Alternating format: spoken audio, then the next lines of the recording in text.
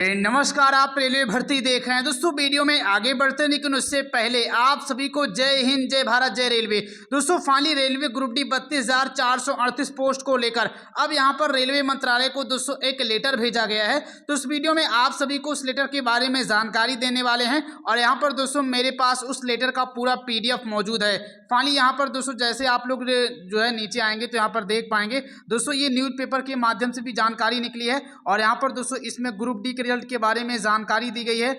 जैसे दोस्तों यहाँ पर देख पाएंगे लिखा गया है कि रेलवे ग्रुप डी 08/2024 ये विज्ञापन संख्या तमाम प्रकार की चीज़ें लिखी गई हैं। और दोस्तों इस लेटर में जो यहाँ पर CCA वाले अभ्यर्थियों ने कोर्ट केस किया है तेलंगाना हाई कोर्ट में, उसके बारे में भी जानकारी दी गई है। तो इस वीडियो के माध्यम से आप सभी को पूरी जानकारी देने वाले हैं। दोस्तों वीडियो में आगे बढ़ते, लेकिन उससे पहले यदि आप लोग हमारे इस चैनल पर नए हैं, चैनल को सब्सक्राइब करके नोटिफिकेशन बेल ऑन जरूर कर लें, क्योंकि हमारे इस चैनल के माध्यम से आप सभी को आने वाले समय में रेलवे ALP हो, NTPC टेक्नीशियन ग्रुप डी इन चारों भर्ती को लेकर किसी भी जोन से कोई भी नोटिस निकाला जाएगा तुरंत और सबसे पहले आपको हमारे इसी चैनल के माध्यम से जानकारी बताई जाएगी। तो रेलवे भर्ती की हर खबर डंके की चोर पाने के लिए चैनल को सब्सक्राइब करके नोटिफिकेशन बेल ऑन जरूर कर लें। अब चलते हैं आप सभी को सारी जानकारी वन बाय वन करके अच्छे तरीके से बताते हैं। फाइनली दोस्तों यहाँ पर आप लोग देख पाएंगे रेलवे बोर्ड या रेलवे भवन को ये लेटर भेजा गया है।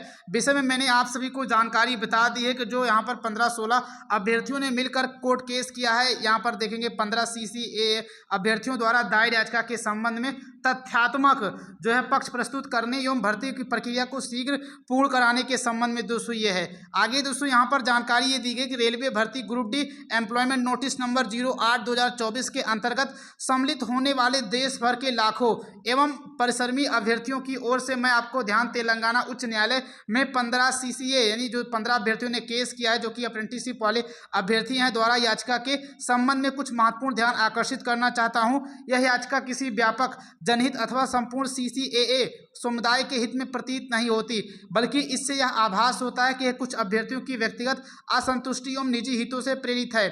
इस संदर्भ में निम्नलिखित तथ्य उल्लेखनीय है। पहली चीज तो दोस्तों इसमें ये कही गई है कि उत्तर कुंजी यानी जो रेलवे के द्वारा 17 फरवरी 2026 को आंसर की जारी की गई थी, जारी होने के बाद आपत्ति क्यों की गई, आगे यहाँ पर दोस्तों लिखा भी जाता है कि इन 15 अभ्यर्थियों ने भर्ती अधिसूचना की सभी शर्तों को स्वीकार करते हुए आवेदन किया है, परीक्षा में सम्मिलित हुए तथा CBT आधारित भी परीक्षा दी, परंतु जैसे ही आंसर की जारी हुई और उन्हें अपने संभावित अंकों तथा चयन की स्थिति का अनुमान हुआ, उसके बाद न्यायालय का दरवाजा खटखटाया गया। यानी दोस्तों इस लेटर में रेलवे बोर्ड को यह जानकारी दी जा रही है कि जिन जिन अभ्यर्थियों ने तेलंगाना हाई कोर्ट में जाकर के कोर्ट केस किया है, उन्होंने जब आवेदन किया था तब इस चीज पर आपत्ति नहीं उठाई थी कि रेलवे जो है 2022 वाले के या उसके पहले वाले अभ्यर्थियों के साथ गलत कर रहा है, उसके बाद वाले अभ्यर्थियों के साथ गलत कर रहा है। अब जाकर के जब CBT एग्जाम हो गया है और जब आंसर की जारी हो गई है और जब उन्होंने अपना नंबर मिलाया तो उनका नंबर थोड़ा बहुत कम आ रहा था, लेकिन उन्होंने सोचा कि अगर हम रेलवे को ये जाकर कह देंगे कि फाइनली जो है हम 2022 के पहले वाले या उसके बाद वाले अभ्यर्थी हैं तो हमें इस हिसाब से जो है छूट मिलनी चाहिए और रेलवे जैसे पहले देता था। तो यहाँ पर दोस्तों वही चीज़ कही गई है कि जब आंसर की जारी हो गई है तब इनके द्वारा दोस्तों ये कोर्ट केस किया गया है। तो ये कोर्ट केस जो है पर्सनल हित के लिए किया गया है।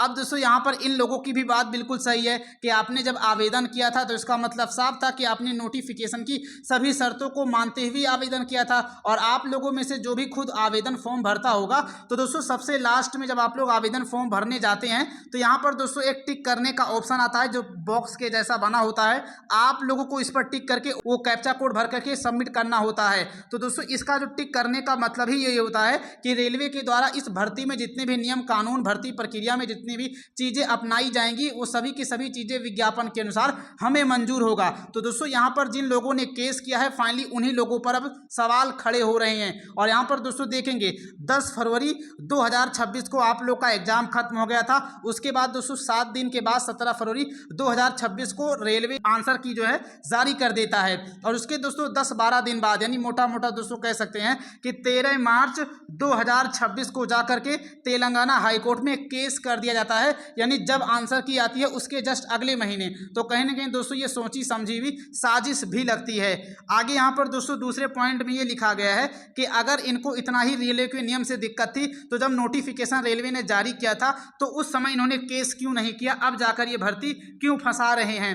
तो यहाँ पर दोस्तों इसके संबंध में जानकारी दी गई है कि यदि इन याचिकाकर्ताओं को भर्ती के नियमों एवं शर्तों या चयन प्रक्रिया के मानदंडों से कोई भी सैद्धांतिक आपत्ति थी तो उन्होंने अधिसूचना जारी होने के तुरंत बाद या परीक्षा से पूर्व अपनी आपत्ति दर्ज क्यों नहीं कराई और उन्होंने परीक्षा में भाग लेकर के नियमों को स्वीकार क्यों किया। न्याय का सिद्धांत कहता है कि यदि आप शर्तों को स्वीकार कर खेल में बैठते हैं तो परिणाम अनुकूल होने पर आप पूरी प्रक्रिया को चुनौती देने का वैधानिक अधिकार खो देते हैं। आगे यहाँ पर दोस्तों तीसरे पॉइंट में लिखा गया कि पूर्व भर्ती अधिसूचना के नियमों के साथ दोहरा मापदंड क्यों। यह उल्लेखनीय है कि ध्यान देने योग्य है उक्त याचिकाकर्ता ने 2018 से पहले के एक्ट अप्रेंटिसशिप पास आउट हैं और ये सभी पिछली ग्रुप डी नोटिफिकेशन 01/2019 में भी अभ्यर्थी और लाभार्थी थे। वर्ष 2019 में वर्तमान 2024 की दोनों भर्तियों में CCAA के चयन की प्रक्रिया और नियम पूरी तरीके से समान हैं। अब यहाँ पर दोस्तों इनके द्वारा भी स्पष्टीकरण ये दिया गया है कि जब 2019 की भर्ती में यही नियम इनके लिए सर्वथा उचित और मान्य थे, जहाँ वे न्यूनतम 30 अंक भी अर्जित नहीं कर सके और असफल रहे, तो वर्ष 2024 की भर्ती में उन्हें समान नियमों पर सवाल उठाना इनके दोहरे चरित्र और दोहरे स्वार्थ की प्रमाणित करता है। और 2019 की भर्ती प्रक्रिया का हिस्सा रहने के बाद भी आप 2024 में उसी समान प्रक्रिया में सवाल कैसे उठा सकते हैं। तो दोस्तों यहाँ पर यही तमाम प्रकार की चीज़ें हैं। बाकी इसके संबंध में आप लोग क्या कुछ सोचते हैं कमेंट जरूर करें। और निष्कर्ष के संबंध में यहाँ पर भी जानकारी दी गई है कि इन सभी जो है अकाव्य तथ्यों से यह स्पष्ट सिद्ध होता है कि तेलंगाना हाईकोर्ट में किया गया यह केस संपूर्ण CCAA समाज के हित में नहीं है। यह मात्र 15 ऐसे अभ्यर्थी अथवा न्यूनतम अंक पाने वाले अभ्यर्थियों का एक स्वार्थपूर्ण प्रयास है जो अपनी व्यक्तिगत विफलता के कारण पूरी भर्ती प्रक्रिया को अधर में लटकाना चाहते हैं। इनके इस व्यक्तिगत स्वार्थ के कारण उन हजारों मेहनती और योग्य CCAA अभ्यर्थियों का भविष्य और रोजगार संकट में पड़ रहा है जिन्होंने दिन रात कठिन परिश्रम करके परीक्षा में उत्कृष्ट जो है अंक अर्जित किए थे।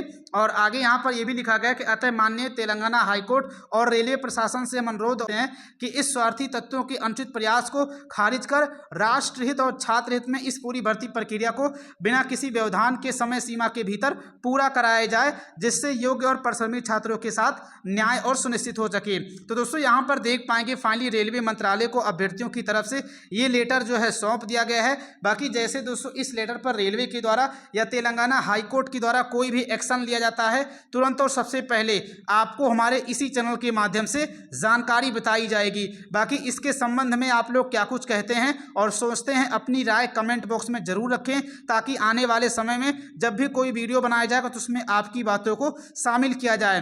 बाकी अगर आप लोग हमारे इस चैनल पे नए हैं, चैनल को सब्सक्राइब करके नोटिफिकेशन बेल ऑन जरूर कर लें। मिलते हैं फिर किसी नए वीडियो में।